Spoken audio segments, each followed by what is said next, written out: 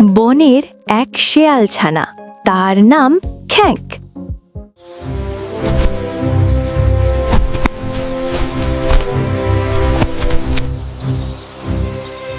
জঙ্গলের ছোট্ট শেয়াল খ্যাঁক সব সময় চালাকি দেখাতো।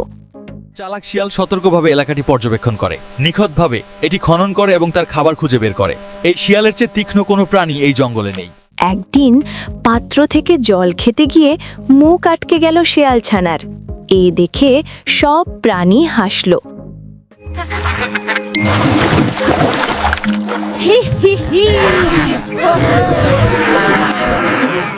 বনের সব জন্তুকে হাসতে দেখে শেয়ালছানা খ্যাঁক নিজেই হেসে বলল, এটাই হলো আমার বুদ্ধির শিক্ষা।